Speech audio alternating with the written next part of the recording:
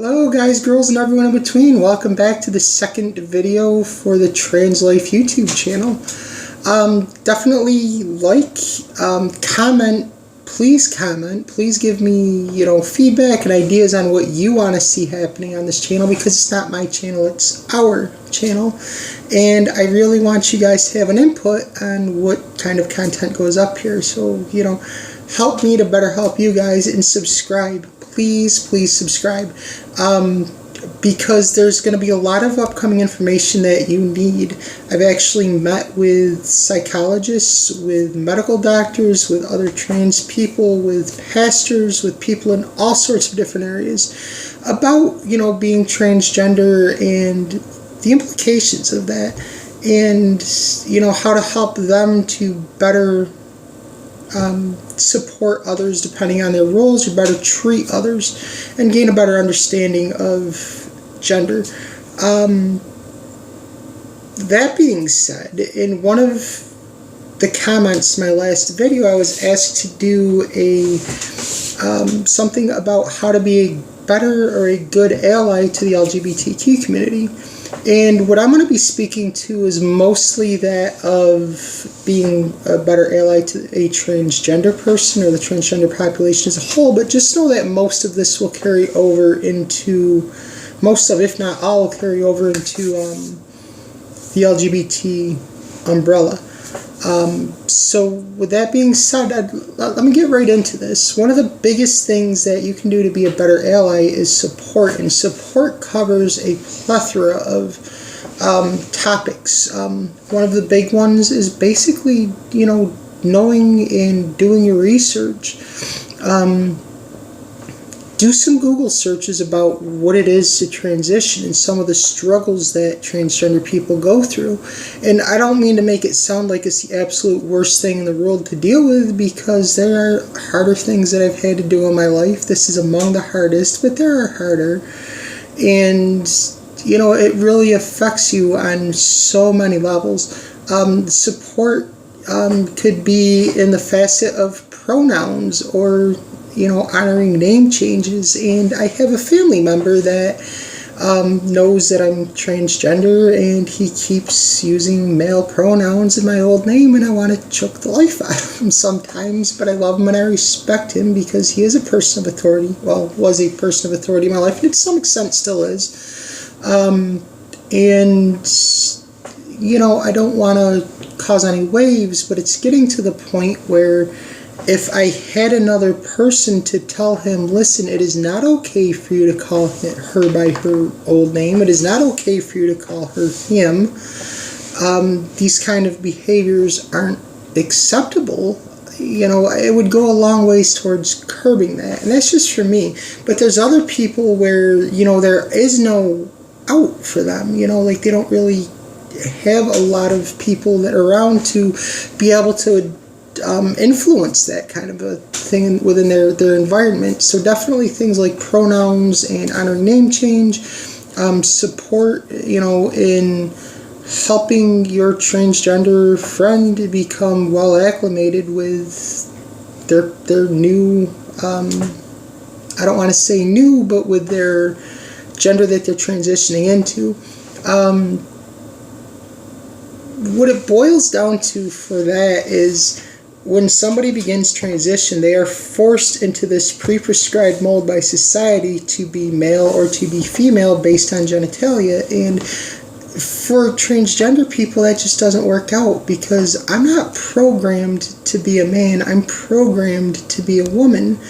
And trying to tell me to act like, participate in male things is like telling any other woman out there, you're supposed to be a man, go do man things. That's not the way that it works. Or for my husband, vice versa, you're go do woman things, or telling any other man go do woman things, you're supposed to be a woman. It doesn't work that way. It's just not that simple.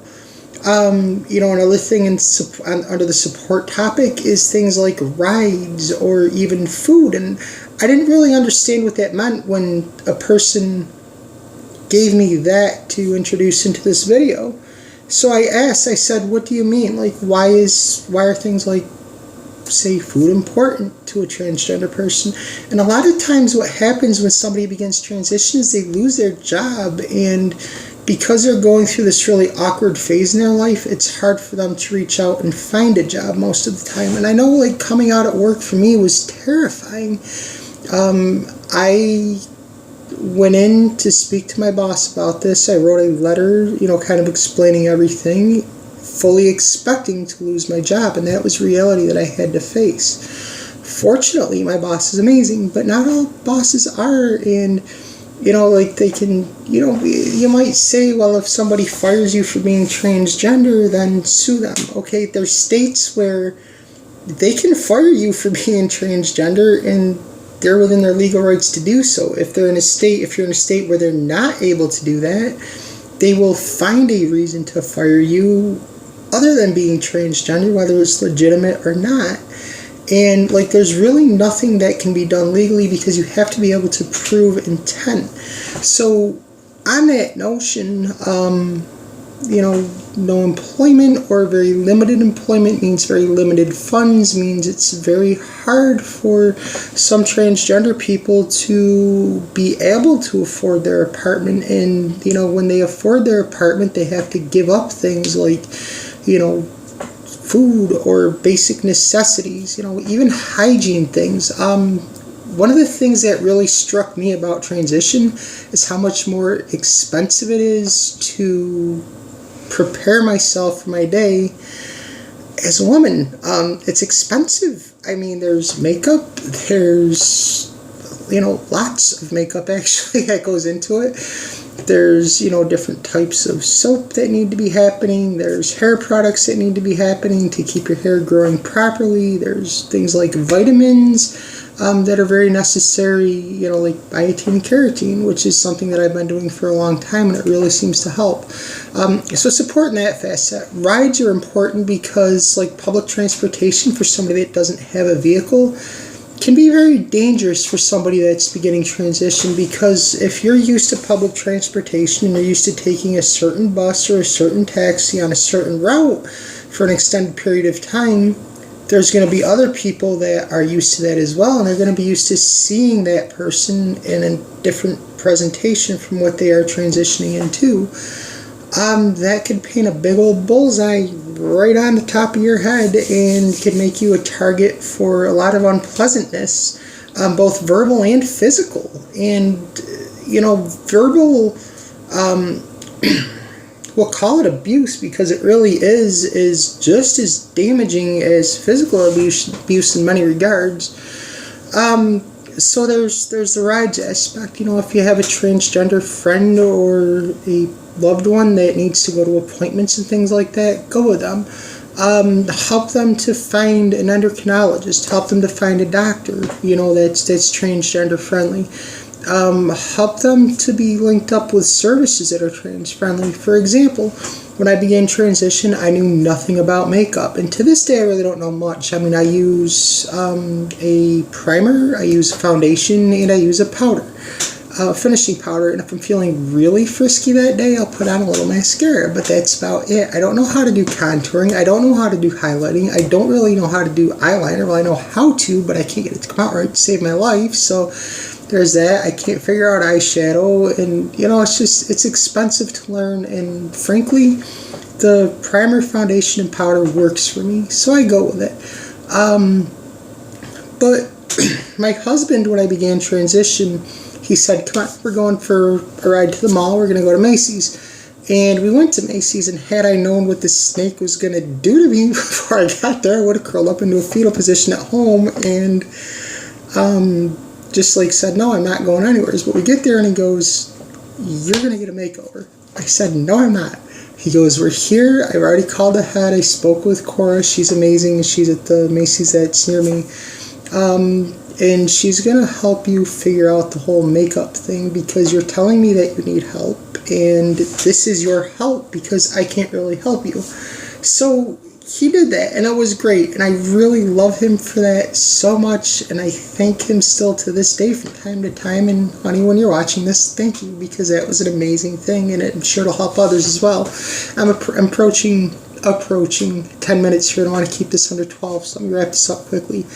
So, things like that can really be life-altering for a person that is going through transition. Other things, aside from support, is just respect. I mean, respect what your transgender loved ones, or even your gay, lesbian, bisexual, pansexual, gender nonconforming, gender neutral, all of that. Just respect what they're going through. And respect what they tell you that they need from you. The biggest thing that you can do is ask your loved one or your friend, what is it that you need from me? What can I do to better support you? And most of the time they will tell you. If they don't tell you, be proactive. Accountability is probably the last thing that I want to mention here. When we begin transition, there's an awful lot of things that we have to remember to do. I mean, we have to do things like change our name, which is not just changing your name. It's changing your name and having to explain to everybody that you're trans, including things like credit card companies, medical insurance companies, places that you're already established with that require some sort of identification.